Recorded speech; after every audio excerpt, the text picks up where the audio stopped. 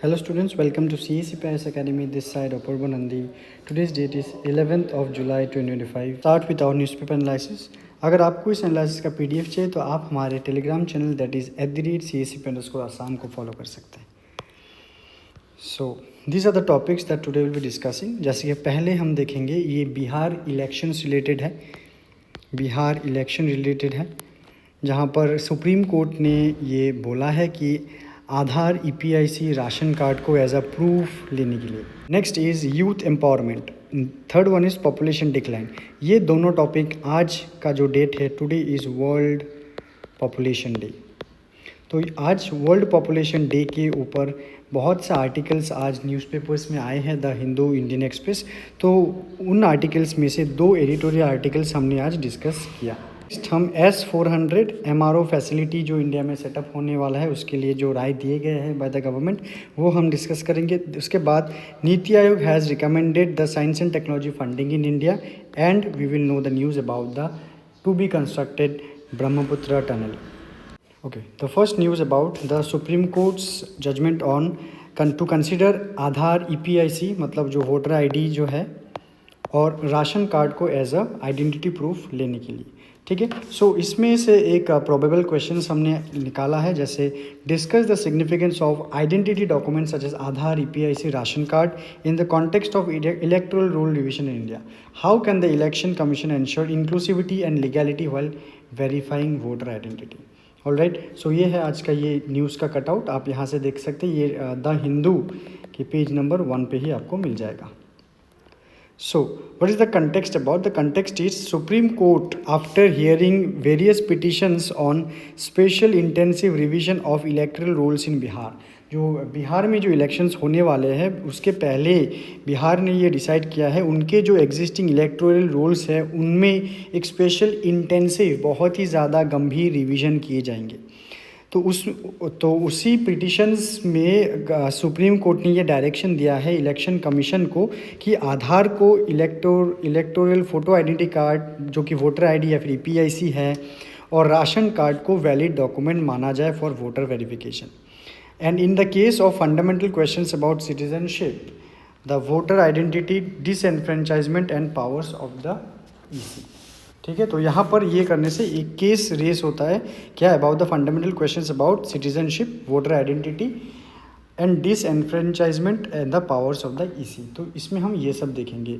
तो मतलब क्या है कि जैसे कि सिटीज़न जो कार्ड दिए जाएंगे, क्या जो कार्ड है वो सच्ची में सिटीजनशिप को प्रूव करेंगे कि नहीं करेंगे. तो so what are the key issues that has been highlighted here? The first one is about right to vote and identity verification. तो फर्स्ट पॉइंट को अगर हम ऐसे डिस्कस करते हैं कि जो राइट टू वोट है इट फ्लोज फ्रॉम सिटीजनशिप. ठीक है.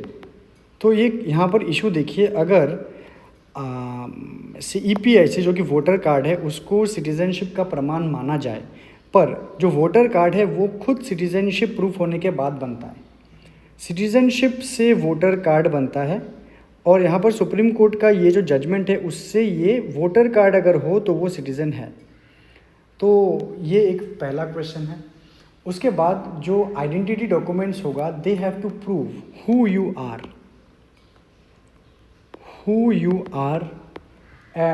Not whether you are a citizen. तो जो यहाँ पर जो वोटर कार्ड है यहाँ पर ये प्रूफ होता है तो आप कौन हो, ना ही कोई सिटीज़न हो या नहीं हो वो प्रूफ नहीं होता. And also there will be an exclusion of widely held documents like Aadhaar, which may lead to mass disenfranchisement.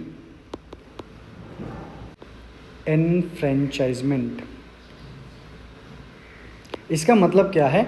Electoral roll में नाम ना होना, डिलीशन को बोला जाता है disenfranchisement. Okay. Next is about election commission's power and discretion. कि election commission जो है वो एक कॉन्स्टिट्यूशनल बॉडी है. तो ऐसी डायरेक्शन के बाद क्या EC अपना कैन इट एक्सपांड और limit documents for verification beyond the statute, कि जो स्टैट्यूट है उसके बियॉन्ड में जाकर क्या इलेक्शन कमीशंस काम कर सकते हैं कि नहीं कर सकते हैं. Secondly, should the election commission have discretion to accept or reject आधार और नॉट. मतलब इलेक्शन कमीशन के पावर या फिर डिस्क्रिशन से जो आधार कार्ड को एक्सेप्ट करने के लिए बोला गया है। As a constitutional body does the election commission has the power to accept और रिजेक्ट आधार और not. The third concern is about the federal and domestic concern. तो यहाँ पर जो स्पेशल इंटेंसिव रिवीजन है उसका टाइमिंग और प्रोसेस, तो वो जस्ट स्टेट इलेक्शंस के पहले पहले हो रहा है, तो उसमें फिर से क्वेश्चंस रेज हो रहे हैं अबाउट द इम्पार्शियलिटी कि ये इस इलेक्शन से पहले ही क्यों हो रहा है, एकदम पहले क्यों और ज़्यादा पहले क्यों नहीं हुआ वो, या फिर वो पहले वाले इलेक्शंस में अगर कोई मिसरोल रहा होगा तो उसके बाद उसको रेक्टिफाई क्यों नहीं किया गया। ऑलराइट, उसको क्रिटिक्स जो है वो वल्नरेबल ग्रुप्स को टारगेट करने का एक मोटिव बता रहे हैं। So that is a criticism. Next is citizenship versus identity. तो यहाँ पर जो आधार है, क्या आधार कार्ड को हम सिटीजनशिप बोलेंगे, वोटर कार्ड को सिटीजनशिप के डॉक्यूमेंट बोलेंगे, या फिर उसको एक आइडेंटिटी प्रूफ माना जाएगा। ऑलराइट, तो what is the constitutional mandate कि that only a citizen can vote. The citizenship determination is not just under EC's jurisdiction but it is also under the union home ministry's domain as well. तो election जो है वो बहुत से centres के पास उसका power है, तो उसको कैसे देखा जाए। And the next one is technology and new platforms, कि जैसे कि आज के दिन बिहार में डिजिटली सब कुछ होने वाला है, तो एक न्यू डिजिटल प्लेटफॉर्म जैसे कि ECI नेट। तो ECI नेट जो है it aims to digitise voter verification, जो वोटर्स होंगे उसके वेरिफिकेशन को डिजिटाइज किया जाएगा। तो ये रिलेटेड मैंने ऑलरेडी एक एनालिसिस दिया हुआ है पहले। ऑलराइट, तो सुप्रीम कोर्ट का रिसेंट ऑब्जर्वेशन क्या है, the election commission list documents is not exhaustive. Alright, वो एग्जॉस्टिव नहीं है, इट इज़ ये कंप्लीट वो ऐसा नहीं है। आधार इज़ अ की आइडेंटिटी डॉक्यूमेंट इन प्रैक्टिस। तो सुप्रीम कोर्ट ने बोला है कि आधार जो है वो एक की आइडेंटिटी डॉक्यूमेंट है आज के डेट पर, और उसके साथ the exercise should not become a tool for indirect citizenship screening. तो जो ये SIR होने वाला है, तो ये एक इनडायरेक्ट सिटीजनशिप स्क्रीनिंग नहीं होना चाहिए, इलेक्शन को अलग से रखना चाहिए। ठीक है, इसमें कुछ कुछ आर्ग्यूमेंट्स भी हैं, arguments against the EC stand. अगर मैं यहाँ पर argument against the election commission stand में डिस्कस करूँ which is based on this article, तो यहाँ पर इस आर्टिकल में बोला गया है कि ओवर रिलायंस ऑन डॉक्यूमेंट जैसे कि मैट्रिकुलेशन सर्टिफिकेट्स, मैट्रिक के सर्टिफिकेट्स, पासपोर्ट्स, दे मे कॉज लार्ज स्केल डिसएनफ्रेंचाइजमेंट। जो इलेक्शन कमीशन जो मैट्रिक सर्टिफिकेट या फिर पासपोर्ट को एज अ प्रूफ ले रहे हैं, तो इसकी वजह से बहुत ज़्यादा डिसएनफ्रेंचाइजमेंट होने के चांसेस है। ठीक है, नेक्स्ट आधार जो है इंडिया में एक यूनिवर्सल कवरेज मिला है। उसके साथ सुप्रीम कोर्ट ने एम्फेसाइज किया है about the practical realities over strict technicalities. तो ये बोला है सुप्रीम कोर्ट ने कि टेक्निकलिटीज़ में थोड़ा सा कम रिलाई करके प्रैक्टिकलिटी में थोड़ा सा ज़्यादा रिलाई करे तो बेहतर है। ठीक है, this is all about this particular news analysis. Next one is about youth empowerment. तो यूथ एम्पावरमेंट जो ये आर्टिकल है it is based on today's population day. तो आज है वर्ल्ड पॉपुलेशन डे।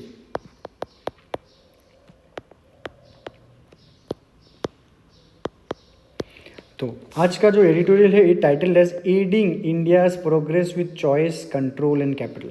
ठीक है, तो यहाँ पर दो क्वेश्चन है, please see the questions and how you can attempt, और इन क्वेश्चंस के डेटा पॉइंट्स हम अभी डिस्कस करने वाले हैं। जैसे India is a home to the largest youth population in the world, जो कि है 371 million people who are aged between 15 to 29। तो हमारा सबसे बड़ा यूथ पॉपुलेशन है वर्ल्ड में।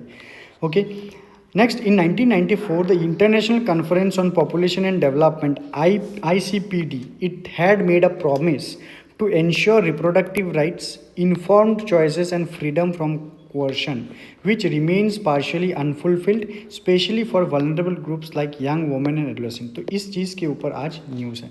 तो और एक प्रीलिम्स के लिए आपके पास यहाँ पर फैक्ट है कि 2025 का जो वर्ल्ड पॉपुलेशन डे है, तो इसका थीम क्या है इस साल, empowering young people to create the families they want in a fair and hopeful world. तो ये बहुत ज़्यादा इंपॉर्टेंट है आपके प्रीलिम्स के लिए। So let's see what are the key issues that are highlighted in this article. जैसे कि the first one, demographic pressure versus demographic dividend। तो डेमोग्राफिक प्रेशर मतलब पॉपुलेशन प्रेशर, डेमोग्राफिक डिविडेंड मतलब उस पॉपुलेशन से हम कैसे इकोनॉमिकली बेनिफिट हो सकते हैं, उसको कहा जाता है डेमोग्राफिक डिविडेंड। तो उसमें ये कहा गया है कि इंडिया का जो यूथ है इट कैन बल्ज, और वो ऐड कर सकते हैं इंडिया के जीडीपी में, and the GDP can be by 2030 will turn into a $1 trillion economy. ठीक है, and it is a projection by World Bank as well as NITI Aayog. But however there are limited investment, तो ये achieve करने के लिए चाहिए investment, but India में है लिमिटेड इन्वेस्टमेंट। तो ये लिमिटेड इन्वेस्टमेंट वो कहाँ कहाँ इंडिया में है, वो एजुकेशन में है जो कि एक प्राइम ड्राइविंग फोर्स है फॉर द इकोनॉमी। वो हेल्थ में बहुत ज़्यादा कम इन्वेस्टमेंट्स हैं, also in the skill development.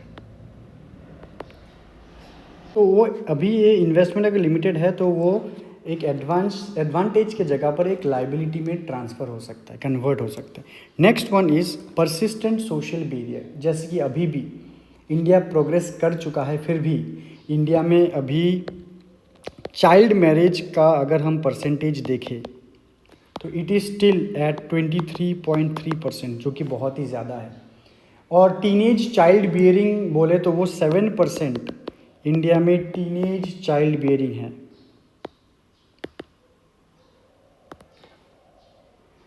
Also there are very high regional disparities, socio cultural barrier भी मौजूद है, पैट्रियार्कल नॉर्म्स अभी भी इंडिया में मौजूद है, and there is still lack of reproductive autonomy of Indian women. Next, gap in reproductive and health right. जैसे कि इंडिया में 36% of the adults face unintended pregnancies. ठीक है, मतलब अनइंटेंडेड प्रेगनेंसी मतलब अनप्लान्ड, उनको प्रेगनेंसीज नहीं चाहिए फिर भी प्रेगनेंसीज उनका होता है, because Indian women have less bodily autonomy. While 30% report कहते हैं कि there are unmet reproductive goals.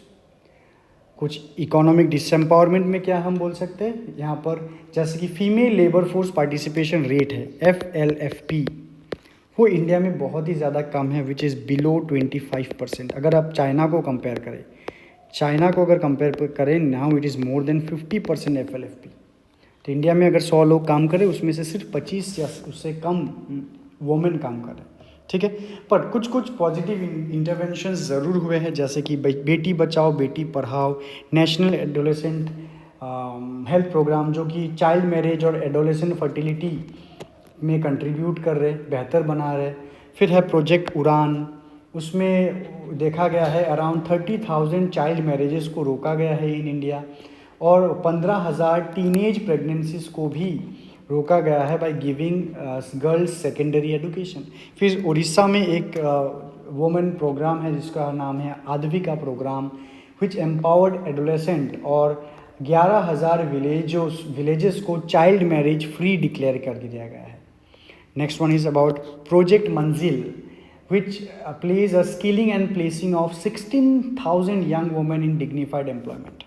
ठीक है, तो ये these are some positive intervention। Next is population decline. तो जो आर्टिकल है आज वो है population decline and an ill informed chorus. तो क्या है यहाँ पर आज question, population decline is not merely about numbers but about societal structure and choices, discuss in the context of recent debates on falling fertility rates globally and India.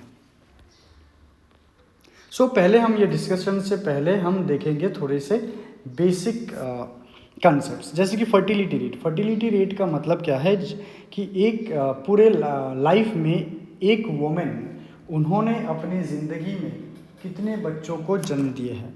Next is replacement level fertility, जो कि India में TFR जो है वो 2.1 है, which is need to keep a population stable. तो इतना जो परसेंटेज है हमें मेंटेन करना है, पर ये देखा जाता है ये TFR जो है अभी इंडिया में वो हो गया है 2.0, और शायद उससे भी कम हो सकता है, जो कि एक प्रॉब्लम क्रिएट कर सकता है फ्यूचर में, that is population decline. Population momentum का मतलब है कितनी गति से पॉपुलेशन बढ़ रहा है, क्या वो मोमेंटम डिक्रीजिंग है, क्या जो स्पीड मेंटेन करना चाहिए वो स्पीड है कि नहीं है, that is the population momentum. Next is demographic transition. Demographic transition का मतलब है कि shift from high birth rate and death rate from to low birth and death rates, जो कि हम डेमोग्राफिक ट्रांजिशन थियरी में देखते हैं कि स्टेज 1, स्टेज 2, स्टेज 3, स्टेज 4, जहाँ पर बर्थ रेट और डेथ रेट बहुत ज़्यादा होते हैं। S2 में बर्थ रेट ज़्यादा but death rate come, S3 में बर्थ रेट थोड़ा सा कम और डेथ रेट बहुत ज़्यादा कम। तो इसी स्टेज में पॉपुलेशन एक्सप्लोजन हमें देखने को मिलता है। एंड स्टेज 4 में जो है वो बर्थ रेट और डेथ रेट दोनों ही बहुत ज़्यादा कम। ठीक है, वो है डेमोग्राफिक ट्रांजिशन। एंड प्रोनेटलिज्म का मतलब है कि जो बर्थ कंट्रोल नहीं, पॉपुलेशन बढ़ाने का जो आइडियोलॉजी है वो है pronatalism. Government policies aimed at encouraging people to have more children. Okay, now see what are the data here. According to United Nations Development Population Prospect to 2024, the global population will peak at 10.2 billion in 2080s, with a slight decline after that. 2080 तक 10.2 billion population होगा, उसके बाद से कम हो सकता है। Elon Musk ने कहा है सिविलाइजेशन कोलैप्स होने के चांसेस है due to falling birth rates, but data shows the crisis is exaggerated. उसको ज़्यादा एग्जेजरेट करके बोला जा रहा है। कुछ survey it shows many people want more children than they are able to have due to various like cost, housing, infertility और lack of child care. ठीक है, now what are the issues है। इशू कुछ myth of imminent collapse, कि population decline जो है वो immediate कोई एक इशू नहीं है। वो जो पॉपुलेशन डिक्लाइन है वो स्लोली होता है due to the population momentum अगर धीरे धीरे कम हो रहा है वो एक प्रॉब्लम है, पर उसको अगर पहले से आइडेंटिफाई कर लिया जाए तो उसको एड्रेस किया जा सकता है। ठीक है, कुछ एथिकल चैलेंजेस भी है, जैसे targeting women's reproductive choices can erode rights. Then pronatalist policies often ignore systematic barriers. कुछ सोशियो इकोनॉमिक कंसर्न भी है, जैसे कि ageing population, it raise fears of shrinking work force. जो आज यूथ पॉपुलेशन है इंडिया का, बहुत बड़ा यूथ पॉपुलेशन, वो एक दिन ना एक दिन एजिंग पॉपुलेशन में कंट्रीब्यूट करेगा, तो वो एक इशू है। And some international experience is also there, जैसे कि South Korea, it had spend around $200 billion to raise fertility, yet result remain mixed. अभी भी जो रिजल्ट है वो मिक्स्ड है, ऐसा भी कुछ सक्सेस नहीं हुआ है। Okay, the next news is about S400 MRO analysis. तो देखिए यहाँ पर news, centre identified domestic firm for S400 maintenance. तो हम देखते हैं पहले ये S400 क्या है। तो ये एक्चुअली एक एयर डिफेंस मैकेनिज़्म है। एयर डिफेंस मैकेनिज़्म जो आज के डेट में न्यूज़ में सबसे ज़्यादा आया था ड्यूरिंग द ऑपरेशन सिंदूर। ठीक है, और पाकिस्तान के एयर अटैक को न्यूट्रलाइज किया था दिस S400 सुदर्शन चक्र।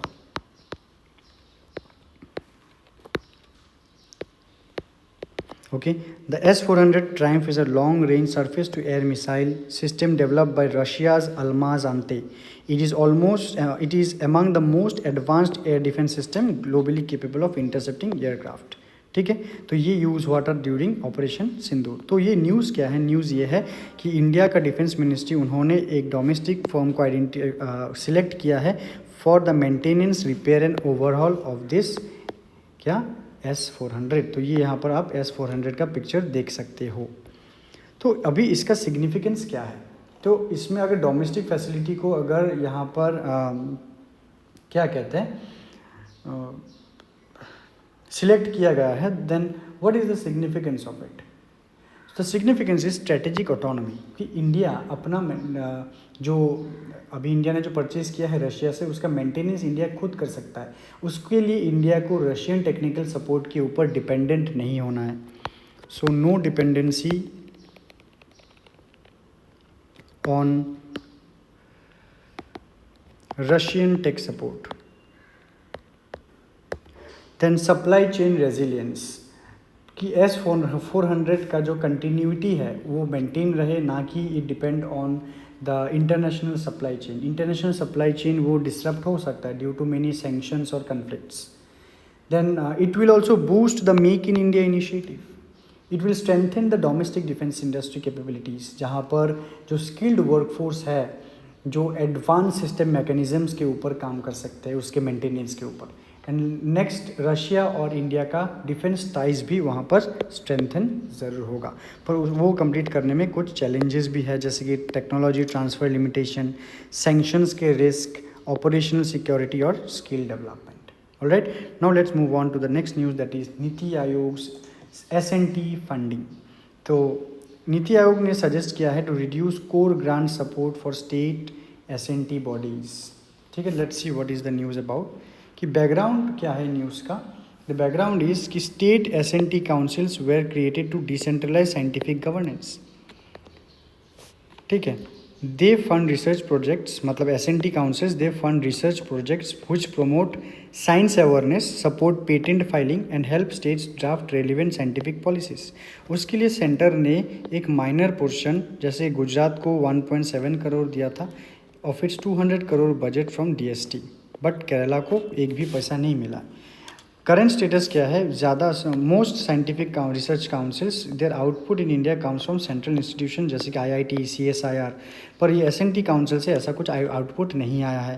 तो स्टेट इंस्टीट्यूशंस जो है, ये तो स्टेट इंस्टीट्यूशन होगा ना, स्टेट S&T काउंसिल, वो अभी भी लैग बिहाइंड कर रहा है इन रिसर्च आउटपुट। तो इसीलिए नीति आयोग ने कहा है कि इस चीज़ का फंडिंग कम किया जाए। तो नीति आयोग का रिकमेंडेशंस क्या है, to replace core funding with project based funding, कि उस काउंसिल फंडिंग को रोककर प्रोजेक्ट बेस्ड फंडिंग पर्टिकुलरली किया जाए, which will improve the efficiency and outcome oriented funding and it will encourage the states to raise their own funds और align with national priority. ठीक है, ये जो फंडिंग है उसको रोकने के लिए नीति आयोग ने रिकमेंड किया है।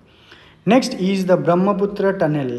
तो ये ज़्यादा इंपॉर्टेंट आपके प्रीलिम्स के लिए होगा। तो देखिए यहाँ पर national board for wild life okays Brahmaputra tunnel, ये बनने वाला है, तो हम देखेंगे ये कहाँ से कहाँ बनेगा। The standing committee on the national board of wild life has approve the tunnel with conditions. कुछ कंडीशंस है, the construction of the 4 lane tunnel जो कि होगा ब्रह्मपुत्र रिवर के under, connecting Gohpur and Numaligarh in Assam. And this tunnel will pass through the ecological sensitive areas of the Kaziranga Tiger Reserve, which will involve the forest land as well as non-forest land. Okay? तो ये project के कुछ details है, जैसे कि exact length अभी भी mention नहीं है, पर ये 4 लेन अंडर रिवर टनल होने वाला है, जिसके लिए 3.77 हेक्टर टाइगर कॉरिडोर का वो यूज़ करेंगे एंड नॉन फॉरेस्ट में 61.5, जो कि by default ECZ ecological sensitive zone है। तो इसके एजेंसी कौन है, NHIDCL है। क्या कंडीशंस रखा गया है, जैसे scientific study impact, soil stability, ground water sediment dynamics और सिस्टमिक वल्नरेबिलिटी को ध्यान रखना है। मिनिमल ट्री फेलिंग, सबसे कम पेड़ को काटा जाए। डेब्री को और एफ्लुएंस को मैनेज किया जाए। Zero discharge into wetland and Brahmaputra, जो भी कंस्ट्रक्शन होंगे वहाँ से कोई भी डिस्चार्ज ब्रह्मपुत्र या फिर कोई भी वेटलैंड में नहीं हो सकता। And there will be acoustic barriers, dust suppression and controlled use of explosive. तो these are the conditions that were imposed if that land is to be used. So that's all for today. So students, if you are or your friends or family are interested in CACP IAS Academy's GS Foundation course, please call us and book your seat now. Admissions are going on, seats are limited. So thank you so much. Till then, take care.